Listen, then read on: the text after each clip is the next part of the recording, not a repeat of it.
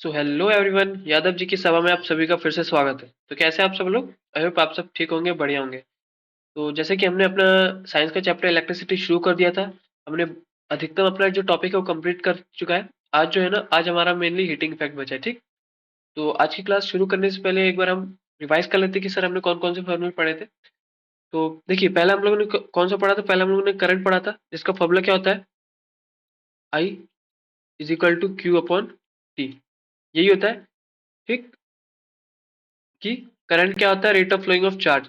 आई क्या था? करंट था। इसकी ऐसी यूनिट क्या थी सर? अमीटर थी। करंट को किससे मेजर किया जाता था? करंट को किससे मेजर किया जाता था? अमीटर से मेजर किया जाता था।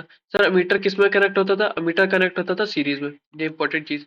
उसके बाद फिर हमने पोटेंशियल डिफरेंस पढ़ा था। पोटेंशियल डिफरेंस की डेफिनेशन क्या थी? To amount of work done to bring a unit positive charge from infinity to a point is called work done, is called potential difference, sorry. ठीक, और ये अगर पोटेंशियल डिफरेंस की अलग पोटेंशियल, ठीक, पोटेंशियल डिफरेंस में अगर बताना हो तो 2 पॉइंट में होती है। उसका फॉर्मूला हम लोगों ने पढ़ा था, V is equal to W upon Q. Potential difference क्या था? Amount of work done to bring a charge. ठीक, अब सर इसकी ऐसी यूनिट की थी, इसकी ऐसी यूनिट थी वोल्ट मीटर। वोल्ट मीटर किससे डिनोट होता था? वी से। इसको किससे मेजर किया जाता था? पोटेंशियल डिफरेंस को। तो उसको मेजर करते थे हम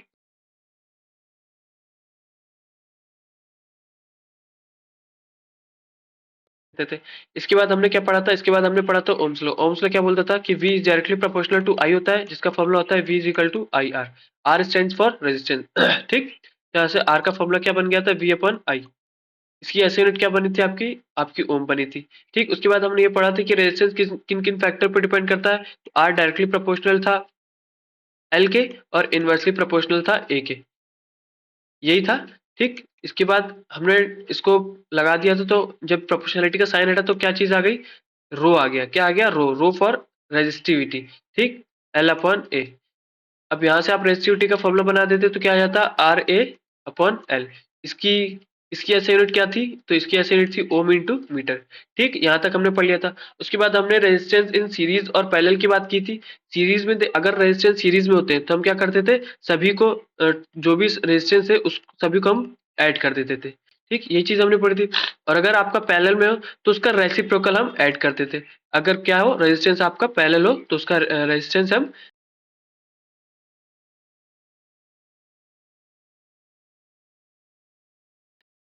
आज जो हम उसके आगे पढ़ेंगे, तो आगे पढ़ने से पहले अपन कुछ एग्जांपल जो उसने दिए हैं, एक बार उसको पढ़ लेते हैं ताकि थोड़ा और क्लियरेंस हो जाए ये सीरीज पैरेलल में। ठीक, तो इसको थोड़ा मिटा देते हैं। जब तक आप एग्जांपल देखो, एग्जांपल क्या बोल रहा है वो देखो। एक सेकंड में, 2 मिनट रुक जाइए। ठीक है, बढ़ते हैं अपन। देखो, एग्जाम्पल पढ़िए क्या बोल रहा है। In the circuit diagram given in figure 11.10, 11 point देख लेते हैं, 11.10 देख लेते हैं। तो ये आपका 11.10। देखो मतलब 11.10। अच्छा मुझे बताओ, ये रेजिस्टेंस सीरीज में कि पैरेलल में? तो समझ जाओ यार, ये पैरेलल में, पैरेलल लाइन ऐसे ऐसे होती है, ऐसे ऐसे कनेक्ट है, मतलब ये पैरेलल में। बात समझ आ गई? ठीक है। अब क्या बोल रहा है सर वो आपसे कि suppose the resistance R1, R2, R3 have values 5 ohm, 10 ohm, 30 ohm respectively, which have been connected to a battery 12 volt. Calculate the current through each resistor, total current in the circuit and the total circuit resistance। मतलब आपको क्या बताना है? आपको बताना I, आपको बताना है करंट थ्रू ईच रेजिस्टर, मतलब हर एक का करंट बताना है। उसके बाद टोटल करंट भी बताना है और आर भी बताना है। बात समझ में आ गई? ठीक है। देखो, अच्छा उससे पहले एक मेन चीज यार बताना भूल गया आपको कि हमेशा याद रखो कि सीरीज में आपका क्या सेम होता है? सीरीज में आपका सेम होता है करंट। ठीक, और पैरेलल में क्या सेम होता है? पैरेलल में आपका सेम होता है वोल्ट मीटर। बात समझ में आ रही है? ठीक, इसलिए हमारा फॉर्मूला बन गया था। अब चलिए इसको निकालते हैं। पहले क्या निकालना है? करंट थ्रू ईच रेजिस्टर, मतलब हर एक के लिए पहले फॉर्मूला अपना क्या होता है? V equal to I R. ठीक, तो I1 के लिए निकालते। I1 के लिए क्या हो जाएगा? V upon R. अच्छा, इससे पहले आर अपने को आर टोटल निकालना पड़ेगा क्या? अच्छा, हर एक का दिया है तो वो तो दिया हुआ है। देखिए आपका पहला वो वोल्ट आपके सबके लिए सेम है। पैरेलल में क्या सेम होता है? वोल्ट सेम होता है, इसलिए 12 वोल्ट इधर आ गया। रेजिस्टेंस R1 मतलब 5, यहाँ पे आप लगाओगे तो क्या आ जाएगा? ये आ जाएगा आपका 2.4 एम्पियर। ये किसके लिए? पहले वाले करंट के लिए। दूसरा करंट I2, अब उसने क्या दिया? आपका 10 ओम दिया। वोल्ट तो सेम ही रहता है पैरेलल में, तो लिख दो 12 अपॉन 10। ये क्या हो जाएगा? 1.2 ओम। अब ऐसे ही आप I3 निकाल लो। I3 इस बार 30 ओम है, करंट तो वोल्ट तो हमेशा सेम रहेगा, तो 12/30। ठीक, इसको सॉल्व कर लो। 2 6 जा 12, 2 15 जा 30। ठीक, अब इसको पूरे डेसिमल में निकाल लो आप, या फिर ऐसे कर दो, 3 2 जा 6 और 3 5 जा 15। 2/5 आ जाएगा, मतलब क्या आ जाएगा, 0.4 आ जाएगा इसका आंसर, 0.4 एम्पियर। बात समझ में आ गई? ठीक, उसने करंट बोला था, हर एक करंट करंट तो हमने हर एक का करंट निकाल दिया। अब सेकंड देखते हैं, सेकंड उसने क्या बोला, टोटल करंट निकालो सर, टोटल करंट। तो टोटल करंट निकालने के लिए मुझे क्या क्या चाहिए, मुझे चाहिए V is equal to I R का formula, I is equal to V by R. देखो मेरे पास टोटल वोल्ट है, क्या है, पर टोटल रेजिस्टेंस नहीं है, तो सबसे पहले टोटल रेजिस्टेंस निकाल लेते हैं अपन। देखो सबसे पहले टोटल रेजिस्टेंस कैसे निकलेगा सर, आपका जो ये रेजिस्टेंस है ये किस में कनेक्टेड है, ये कनेक्टेड है पैरेलल में। पैरेलल में रेजिस्टेंस निकालने का फॉर्मूला क्या था, 1/r is equal to 1/r1 मतलब 1/5 प्लस 1/10 प्लस 1/30। यही बात है। अब इन सबका एलसीएम लोगे आप, 5 10 और 30 का आपको क्या लेना है, आपको लेना है एलसीएम। लिख लेते हैं, 2 5 जा 10, 2 1 जा 2, 2 5 जा 10। मैं बिल्कुल बेसिक से करा रहा हूं, उसमें कोई भी दिक्कत नहीं आएगी। ठीक, 2 5 जा 10, 2 1 जा 2, 2 5 जा 10। अब अपन सीधे किससे करते हैं, 5 से कर देते हैं। 5 1 जा 5, 1 जा 5, 5 3 15 और 3 1 जा 3। क्या आ जाएगा, 2 5 जा 10, 10 3 जा 30। तो आपको एलसीएम क्या आ जाएगा टोटल, 30। 5 6 जा 30, 6 इधर, 10 3 जा 30, 3 इधर और 1 का 1। 6 3 9 1 10। तो ये आ जाएगा आपका 10/30, 0 से 0 कैंसिल। अब देखो 1/3 है और इधर 1/r है, तो अपन जब दोनों को ऊपर रेसिप्रोकल करेंगे तो 1/r का रेसिप्रोकल क्या हो जाएगा, r हो जाएगा, और 1/3 का रेसिप्रोकल 3। तो आपको टोटल रेजिस्टेंस कितना आया है, 3 ओम आया है। अब यहाँ पे पुट कर दो, आपका V है 12, टोटल रेजिस्टेंस है 3, तो टोटल करंट आपका कितना आ जाएगा, 4 एम्पियर। बात समझ में आ गई सर? ये दूसरी चीज भी आ गई आपकी, टोटल करंट आपका आ गया 4 एम्पियर, टोटल रेजिस्टेंस आपका कितना आ गया, टोटल रेजिस्टेंस आपका आ गया 3 ओम, और हर एक का करंट तो निकाल ही चुके हैं। ठीक है, कोई भी दिक्कत नहीं है, आगे बढ़ते हैं। देखो इसका भी टोटल रेजिस्टेंस कितना है, 3 ओम, और टोटल ये कितना है। अच्छा देखो, अपन ना टोटल करंट बगैर उसके भी निकाल सकते थे, मैंने आपका वीआर से निकाल लिया। टोटल करंट निकालने के लिए I1 अपन लोग निकाल चुके थे, I2 निकाल चुके थे और I3 निकाल चुके थे। उन दोनों को, उन तीनों को प्लस करते तो अपना 4 एम्पियर आ जाता। मैंने रेजिस्टेंस पहले निकाल लिया, कोई बात नहीं। ठीक, अब बढ़ते हैं अपन नेक्स्ट क्वेश्चन की तरफ। क्या बोल रहा है आपको, 11.9। देखो ये देखो, वैसे आपको रेजिस्टेंस के ना खाली इतने से क्वेश्चन से काम नहीं पड़ेगा, आपको और भी क्वेश्चन करने पड़ेंगे। देखो क्या बोलता है वो, इन फिगर 11.12, R1 दिया है सर आपका 10 ओम, ठीक, R2 दिया आपका 40 ओम, फिर R3 दिया 30 20 60। अब बताओ अपन सॉल्व कैसे करेंगे। तो देखो सबसे पहले ये पैरेलल में इसको सॉल्व करेंगे। ठीक, देखो जब ये पैरेलल में आएगा, सपोज के लिए मान लो 10 और 40 को अपन ने सॉल्व किया, अपना आ गया 5। ठीक, इन तीनों को सॉल्व करेंगे तो सपोज के लिए अपना आ गया 10। अब ये 5 ओम और 10 ओम ये ना किस में आ गए, ये आपके आ गए सीरीज में।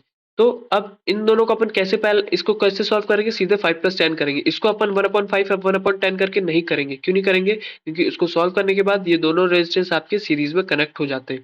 ठीक, बात समझ में आ गई? चलिए करते हैं, इसको मिटा देते हैं। ठीक है, देखो तो इन दोनों को कर लो, पैरेलल में है तो 1/10 प्लस 1/40। एलसीएम क्या आ जाएगा, 10 और 40 का एलसीएम आ जाएगा क्या, एक बार करके देख लेते हैं आपके लिए। 10 और 40 कर दो आप, ये आ जाएगा 2 5 10, 2 4 2 0, 2 1 2 2 0। बहुत बेसिक से कर रहा हूँ, 2 5 10 और 5 1 5, 2 2 4 4 2 8, 8 5 40। तो आ जाएगा आपका कितना, 40। 10 4 40 और 1 4 1 1 5, 5/40। तो ये आ जाएगा कितना, 1/8। ठीक, तो ये अपना 1/8 आ गया। अब इसको रेसिप्रोकल कर दो तो आपको कितना आ जाएगा, 8। अब फाइनली मतलब इसको पूरे को सॉल्व करने पे अपना कितना आया, 8 ओम आया।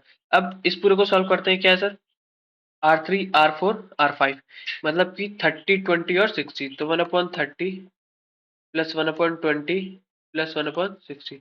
ठीक, तो सर इसका एलसीएम कितना आएगा, इसका एलसीएम आएगा आपका 60। 30 2 जा 60, 23 जा 60 और 61 जा 60। 3 2 5 1 6, तो कितना आ जाएगा, 6/60।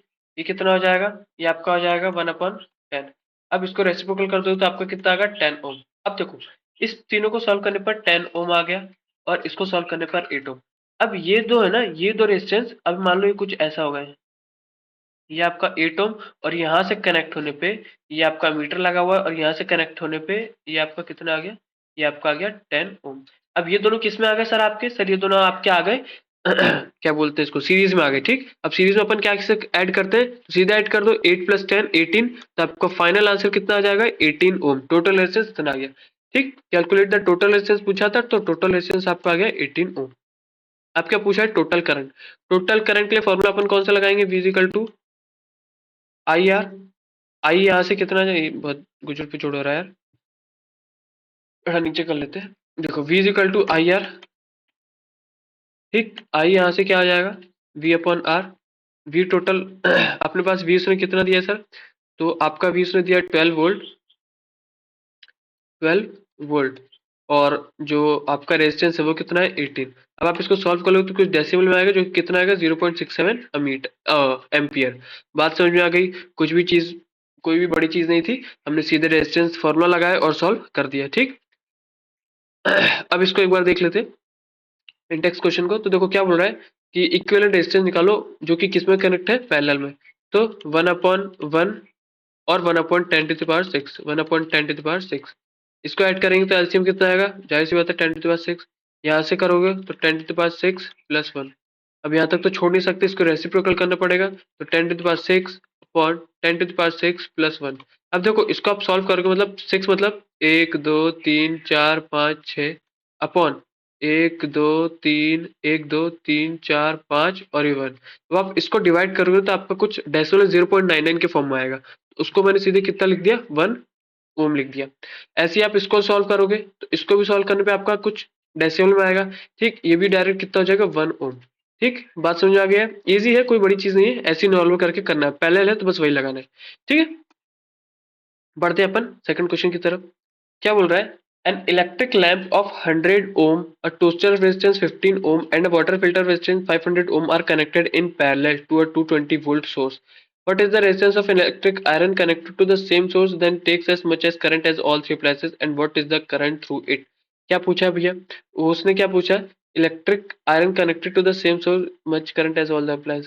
पहले तो इसका टोटल रेजिस्टेंस निकालना है अपने को। ठीक, ठीक, तो टोटल रेजिस्टेंस निकालते हैं, थोड़ी जगह बना लेते हैं, पहले इसको मिटा देते हैं।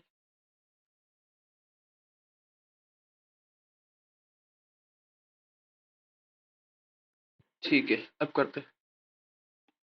देखो हमारे पास क्या क्या गिवन है सर, 100 ओम है, 50 ओम है और 500 ओम है, और किस में कनेक्टेड है, पैरेलल में। तो पैरेलल में कैसे लिखते हैं, 1/100 प्लस 1/50 प्लस 1/500। सर आपका एलसीएम कितना आ जाएगा, आपका एलसीएम आ जाएगा 500।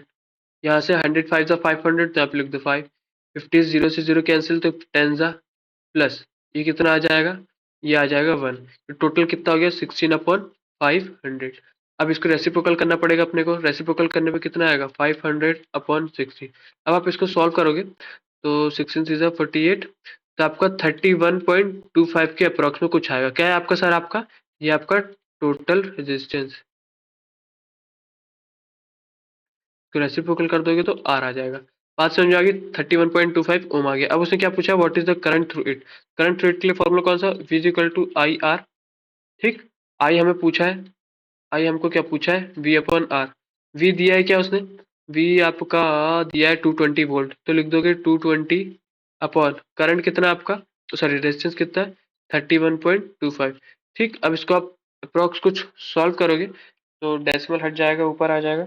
ठीक, तो ये कुछ 31 से जो आपको कुछ 7 पॉइंट में कुछ आएगा। ठीक, 7 पॉइंट में कुछ आएगा, और किस में आएगा, एम्पियर में आएगा। आप एक बार इसको सॉल्व कर लेना। बात समझ आ गई, कुछ नहीं किया यार, पैरेलल में था, फॉर्मूला लगा दिया, और उसका पूछा करंट पूछा तो V equal to I R formula लगा दिया, बन गया। बात समझ आ गई, ठीक है। अब आगे बढ़ते हैं। What are the advantages of connecting electrical devices in parallel with in the battery instead of connecting them in series. तो सर देखो क्या होता है कि आप ना जब पैरेलल में कनेक्ट करते हो तो आपका वोल्टेज जो है वो क्या होता है, सेम होता है। आपका वोल्टेज क्या होता है, सेम होता है, और करंट डिफरेंट होता है। ठीक, तो जब वोल्टेज सेम होता है तो जो आपका इफेक्टिव रेजिस्टेंस होता है ना वो भी रिड्यूस होता है, इसलिए हम क्या लगाते हैं, इसलिए हम पैरेलल में लगाते हैं। बात समझ आ गई, ठीक। अब बढ़ते हैं क्वेश्चन नंबर 4। क्वेश्चन नंबर 4 क्या बोल रहा है, how can three resistor of resistance 2 ohm 3 ohm 6 ohm can be connected, total resistance 4 ohm and 6 ohm. वो ये पूछ रहा है कि सर आप 2 ओम, 3 ओम और 6 ओम को किस तरीके से कनेक्ट करोगे कि टोटल रेजिस्टेंस आपको 4 ओम दे और 1 ओम दे। तो देखो इतने बात हमेशा याद रखो कि अगर आपको कम रेजिस्टेंस चाहिए तो आपको उसे किस में कनेक्ट करना रहता है, पैरेलल में, और ज्यादा चाहिए तो सीरीज में। ठीक, तो एक बार इन सबको सीरीज में करके देखते हैं। सीरीज में एक साथ प्लस हो जाते हैं, 3 2 5, 5 6 9, पर ये अपने को क्या चाहिए, 4 चाहिए, तो मतलब सीरीज में तो तीनों सीरीज में तो कनेक्ट नहीं होंगे। एक बार पैरेलल में करके देखते हैं, तो 1/2 कर लेते हैं। 1/2 प्लस 1/3 प्लस 1/6, ये कितना आ जाएगा, एलसीएम आ जाएगा 6। 2 3 6, 3 2 6 प्लस 1, 3 2 5 1 6, मतलब देखो ये कितना आएगा आपका, ये आपका आ गया 1। 1 ओम आ गया जितना हमें चाहिए था। तो हमें एक चीज पता पड़ गई कि अगर हमें 1 ओम चाहिए तो इन तीनों को हमें किस में कनेक्ट करना पड़ेगा, इन तीनों को हमें कनेक्ट करना पड़ेगा पैरेलल में। देखो पैरेलल में कनेक्ट करना पड़ेगा, ठीक है, बी का आंसर हो गया। अब एक आंसर कैसे बने, तो हमें देखो कॉम्बिनेशन यूज करने पड़ेगा। कैसे कॉम्बिनेशन, कि किसी दो को सीरीज में लगाओ, एक को पैरेलल में लगाओ, या फिर किसी ऐसी करके कॉम्बिनेशन यूज करना पड़ेगा। ठीक, बात समझ में आ गई। ठीक, तो देखो इसमें आपको क्या करना पड़ेगा ना, 3 ओम और 6 ओम को पैरेलल में कनेक्ट कर दो और 2 ओम को सीरीज में। तो कैसे करेंगे, देखो मिटा देता है, जगह की बड़ी कमी हो रही है। ठीक, देखो मैंने क्या किया सर, मैंने ना 3 और 6 को जब पैरेलल में कनेक्ट किया तो मैं कैसे निकालूंगा, 1/3 प्लस 1/6। एलसीएम कितना आ जाएगा, एलसीएम आ जाएगा 6, 3 2 6 और 1, 2 1 3, तो आ जाएगा आपका 1/2। अब इसको रेसिप्रोकल करने पे ये आ गया 2। ठीक, ये आपका पैरेलल में था, ठीक है। अब एक और जो 2 ओम है वो आपका सीरीज में कनेक्ट है। अब ये भी सीरीज में हो गए, ये भी सीरीज में हो गए। अब इन दोनों को प्लस कर दोगे तो आपका कितना आ जाएगा, आपका आ जाएगा 4 ओम। आ गया क्या, 4 ओम, जितना हमें चाहिए था। बात समझ में आ गई, ठीक है, कोई भी दिक्कत नहीं है। अब क्या पूछा question number 5, what is the highest and the lowest total resistance that can be secured by combination of 4 coils of resistance. वो पूछ रहा है कि भैया वो हाई रेजिस्टेंस कौन सा होगा और वो लोएस्ट रेजिस्टेंस कौन सा होगा इन चारों रेजिस्टेंस से। तो देखो मैंने क्या बोला, अगर आपको हाईएस्ट चाहिए तो आपको सभी को सीरीज में कनेक्ट कर दो, आ जाएगा हाईएस्ट। अगर आपको लोएस्ट चाहिए तो सभी को पैरेलल में कनेक्ट कर दो। हाईएस्ट का निकाल लेते हैं यहाँ पर, देखो 18 12 20, 20 40, 24, 44 और 48। ठीक, तो आपको टोटल हाईएस्ट कितना आएगा, आपका आ जाएगा 48 ओम। अब लोवेस्ट के लिए आपको सॉल्व कर लो, 1/4 प्लस 1/8 प्लस 1/12 प्लस 1/24, पैरेलल में जिस तरीके से सॉल्व करते हैं तो आपका लोवेस्ट आ जाएगा। सर बात समझ में आ गई, आई होप आपको अच्छी तरीके से समझ में आई होगी। अब अपन बढ़ते हैं अपना आज का मेन टॉपिक, जो कि क्या है, heating effect of electric current. ठीक, heating effect of electric current. तो देखो heating effect of electric current, यार सीधी साधारण भाषा में बोलूं तो देखो heating effect of electric current वो है कि when an electric current pass through it, जैसे चलो सीधे साधे बोल लेते हैं, when an electric current pass through it the hindrance comes from the current. लिख ही देते हैं यार, देखो क्या बोलता है, when a current passing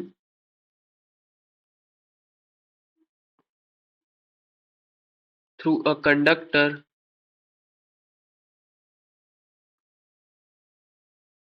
the heat is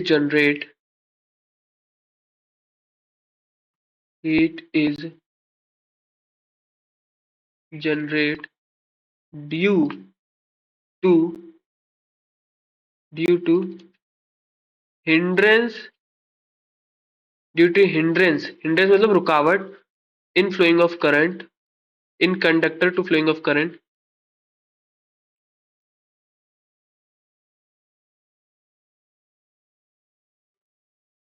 flowing of current।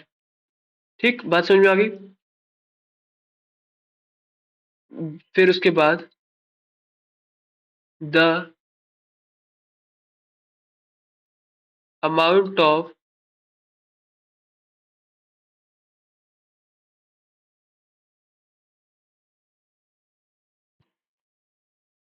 the hindrance creates a a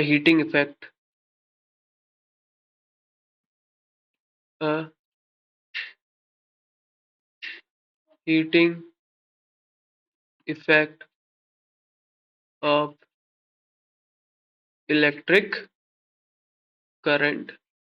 बात समझ में आ गई क्या है? देखो क्या है कि मान लो आपका ना एक वायर में कहीं करंट फ्लो हो रहा था, फ्लो हो रहा था, पर यहाँ पे हमने कुछ ऐसी चीज लगा दी जो कि क्या क्या पैदा कर रही थी? रुकावट किसके उसमें? आपका करंट के फ्लो होने में। तो सर आपका करंट लगातार जा रहा है जा रहा है, पर यहाँ पे क्या हो रहा है? पूरा करंट इकट्ठा हो रहा है। यहाँ से तो सर जा रहा है, पर यहाँ पे जाके ना वो इकट्ठा हो रहा है क्योंकि इससे आगे बढ़ नहीं पा रहा। तो जब यहाँ पे बहुत ज्यादा करंट इकट्ठा हो जाएगा तो ये चीज क्या हो जाएगी? लाल होना शुरू कर देगी। तो यहाँ पे वो क्या जनरेट करना शुरू कर देगी? यहाँ पे वो जनरेट हीट जनरेट करना शुरू कर दी थी। ठीक, तो इसी जनरेशन से मतलब इसी जनरेटिंग हीट की वजह से हम क्या बोलते हैं? Heating effect of electric current. ठीक, अब इसी की वजह से देखो अपना बहुत सारे अप्लायंसेज होते हैं, जैसे आपका जो हीटर होता है वो भी इसी की मदद से अपना बनाया जाता है, आपका जो बल्ब होता है वो भी इसी की मदद से बनाया जाता है। तो बात समझ में आ गई कि आपका heating effect of electric current क्या है? कि when a current passing through a conductor, heat generates due to a hindrance of electric current from a conductor, ठीक, in a conductor, then to overcome a hindrance, amount of work done to overcome a hindrance creates a heating effect of electric current। बात समझ में आ गई क्या? कोई भी दिक्कत नहीं होगी। ठीक, अब इसी में देखो एक इसने फॉर्मूला पहले ही दे दिया है कि आपका P is equal to V I. इसको अभी आप इतना समझ लो कि पावर का फॉर्मूला है, बाकी हम इसका अगला जो टॉपिक है इसमें कर लेंगे, इसमें इलेबोरेट से दिया है। ठीक, अभी जो मेन चीज क्या है? अभी मेन क्या है? एक formula H for heating effect, B for voltage, I for current और T for time.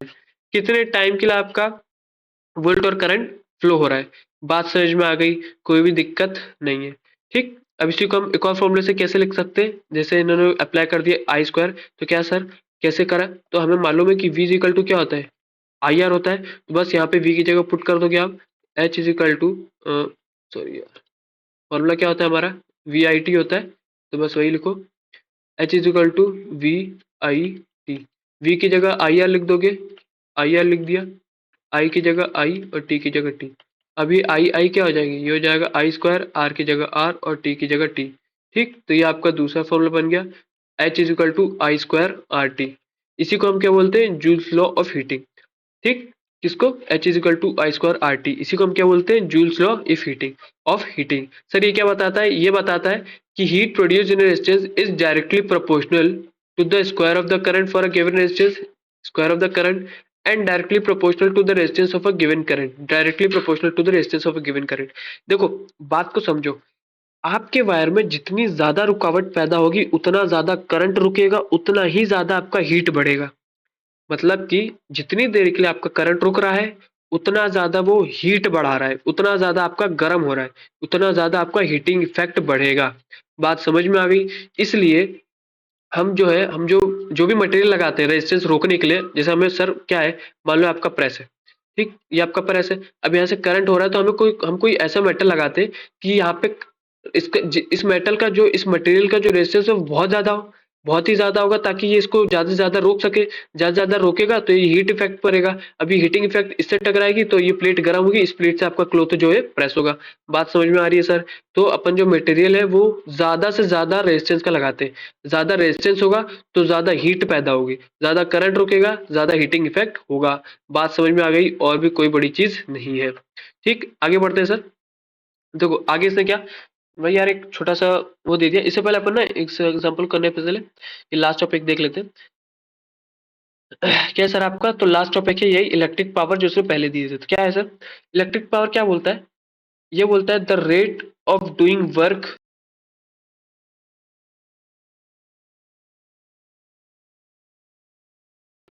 Electric power में क्या होगा कि वो कितने समय के लिए कितना करंट दौड़ रहा है उसी को हम बोल देंगे। ठीक, कितना वोल्टेज दौड़ रहा है। ठीक, इसलिए हमारा फॉर्मूला क्या बन गया? P इक्वल टू वी आई। अब देखो इसको सॉल्व करने के लिए अपने मान लो डिराइव कर लेते हैं। कैसे? हमने क्या पढ़ा था कि नाइन्थ में P क्या होता है? वर्क अपॉन टाइम होता है। सर हमें मालूम है कि W को हम क्या लिख सकते हैं?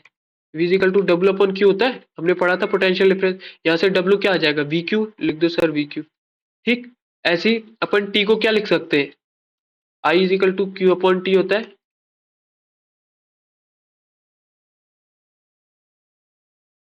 आई यही होगा, तो मैंने यहाँ पे लिख दिया टी की जगह क्यू अपॉन आई। अब ये आई ऊपर पहुंच जाएगा तो क्या हो जाएगा? We Q I upon Q, Q से क्यू कैंसिल, तो ये क्या आपका फॉर्मूला बन गया? आपका फॉर्मूला बन गया P is equal to V I. बात समझ में आ गई कि सर आपका कहाँ से डेराइव हुआ था? ठीक, इसी फॉर्मूले से, डब्ल्यू अपॉन टी से। अब वी आई हो गया, तो सर ये आई स्क्वायर आर कहाँ से आ गया, फिर से वी की जगह आई आर लिख दोगे तो आपका आई स्क्वायर आर बन जाएगा। ठीक, तो याद रहेगा मेन आपके कौन सा दो फॉर्मूला है, एक तो H is equal to V I T और आपका P is equal to V I. बात समझ में आ गई, ठीक है, और इसके बारे में पढ़ लेते हैं। The SI unit of electric power is what. आपकी जो इलेक्ट्रिक पावर की एसआई यूनिट क्या होती है, वाट होती है। It is the power consumed by a device that carries 1 ampere of current when operated a potential difference of 1 volt. बस कुछ नहीं, ठीक, बात समझ आ गई। अब क्या बोल रहा है, the unit watt is very small therefore in actual practice we use a much larger unit called kilowatt. ठीक, it is equal to 1000 watt. तो याद रखना है, जैसे 1 kilometre is equal to 1000 metre होता है, तो वैसे ही 1 किलोवाट आपका कितना होगा, 1000 वाट होगा, 1000 वाट। ठीक, ठीक है, बात समझ आ गई सर। बस इतनी दो चीज थी यार, और भी और कोई मेन चीज नहीं है आपको। ठीक, इसके एप्लीकेशन अप्लायंस में वही देख लेना, आपका जो बल्ब होता है इसको ये याद कर लो। आपका electric laundry iron, electric toaster, electric oven, electric kettle, electric heater. ठीक, जितने भी जो भी करंट से हीट जनरेट करते हैं वो उसके अप्लायंस में आ जाएंगे। बात समझ में आ गई, ठीक है, आपका बल्ब भी। ठीक, ठीक है। अब देखो इन्होंने इसको एक बार आप एग्जांपल कर लेना, क्या बोल रहा है, electric iron consume energy rate of 840 वाट। देखो 840 वाट मतलब इसे क्या दिया आपको, पावर दी है। When heating is in maximum rate of 360 watt, when the heating is the minimum, the voltage is 220 volt. What are the current and the resistance in each case? देखो sir, एक बार उसने मैक्सिमम पावर दे दी, एक बार उसने minimum power दे दी, voltage उतना ही दिया। अब आपसे क्या पूछ रहा है, वो आपसे पूछा है करंट। जब उसने मैक्सिमम दिया तो बस कुछ नहीं, फॉर्मूला लगा दो, P is equal to V I का फॉर्मूला लगा दो। तो जब उसने मैक्सिमम दिया तब आपका करंट क्या होगा, जब उसने मिनिमम दिया तब आपका करंट क्या होगा। ठीक, और दोनों में रेजिस्टेंस आपको अलग अलग निकालना है, आराम से निकल जाएगा, कोई भी दिक्कत नहीं आएगी। बात समझ में आ गई, ठीक, कोई भी दिक्कत नहीं है। आखिरी वाला कर लेते हैं। देखो क्या बोल रहा है, an electric bulb is connected to 20 volt generator, the current is 0.5 ampere, power of the bulb. Normal यार, क्या क्या दिया है, वी दिया है मतलब 20 वोल्ट मतलब वी दिया है, एम्पियर दिया है मतलब करंट दिया है। फॉर्मूले में पुट करोगे आपका आंसर आ जाएगा 110 वाट। ठीक है, बात समझ में आ गई होगी, कोई भी दिक्कत नहीं है। ठीक, what determine the rate at which energy is delivered। ठीक है, ये क्या है, जो करंट डिलीवर्ड करता है उसको हम क्या बोलते हैं, उसी को तो हम क्या बोलते हैं, पावर, इलेक्ट्रिक पावर। क्या बोलते हैं, इलेक्ट्रिक पावर। अब क्या बोल रहा है, electric motor takes 5 ampere from a 220 volt line, determine the power of the motor and the energy consumed in 2 ampere. तो सबसे पहले सर आप पावर निकाल लो। पावर क्या होता है, वी इंटू आई। आपका वी दिया कितना, 220, आई कितना दिया है आपका, आई दिया आपका 5, कितना हो जाएगा, 500, 5 to the 10, 5 to the 10 one 11, यही है। ठीक, तो आपका क्या आ जाएगा, 1100 आ जाएगा, क्या आ जाएगा, वाट आ जाएगा। अब ध्यान से समझो, अब इसने क्या पूछा है, 2 आर में पूछा है, तो सॉल्व कर लो। क्या पूछा है, एनर्जी, एनर्जी का फॉर्मूला क्या होता है, देखो हाँ एक और चीज, आपका जो एनर्जी का फॉर्मूला हो जाएगा वो क्या हो जाएगा, पावर इनटू टाइम हो जाएगा। कैसे सर, ये कैसे आ गया, तो देखो ये ऐसे आया कि हमें मालूम है कि जो हमारा वर्क का फॉर्मूला होता था ये क्या होता था, पी इंटू टी होता था। तो पावर का फॉर्मूला होता था वर्क अपॉन टाइम। अब पावर भी सर आपकी क्या है, एक तरीके से एनर्जी है। तो यहाँ से अगर मैं एनर्जी का फॉर्मूला निकालूं तो आपकी क्या आ जाएगी, पी इंटू टी आ जाएगी। और इस एनर्जी को मैंने इलेक्ट्रिकल एनर्जी बोल दी तो कोई दिक्कत तो है नहीं, पक्का। ठीक, तो यहाँ से इलेक्ट्रिक एनर्जी का फॉर्मूला क्या आएगा, पी इंटू टी। तो वही चीज आपको यहाँ पे पुट कर देनी और कुछ भी नहीं करनी। ठीक, सर आपका पी कितना आया, 1100 आया। आपका टाइम कितना है सर, टाइम में उसने दिया है 2 घंटे। सॉल्व कर दो, 2 0 0 2 0 0 2 1 2 2 1 2। ठीक, ये आपका वाट में। अब देखो 2200 है, बस कुछ नहीं, इसको किलोवाट आवर में कन्वर्ट कर लोगे आपका आंसर आ जाएगा। बात समझ में आ गई होगी यार, कोई भी बड़ी चीज नहीं थी। तो इस चैप्टर में आपका इतना ही था। ठीक, बाकी इस चैप्टर के आपको एक्सरसाइज करनी है। ठीक, नहीं बने तो प्लीज मुझसे कमेंट करिएगा, मैं जरूर बताऊंगा अगली वीडियो में। तो ये चैप्टर हमारा बहुत अच्छी तरीके से कंप्लीट हो चुका है। आपको इसके फॉर्मूलेज, इसकी ऐसे यूनिट बहुत अच्छी तरीके से ध्यान में रखनी है, कौन चीज किस में कनेक्ट होती है। ठीक, रेजिस्टेंस कब कनेक्ट होता है, तो क्या सेम है क्या डिफरेंट है, उस चीज को याद रखना है। ठीक है, तो आज की सभा हम यही समाप्त करते हैं। अगली वीडियो में नेक्स्ट टॉपिक के साथ फिर मिलेंगे, तब तक के लिए जय हिंद, जय भारत।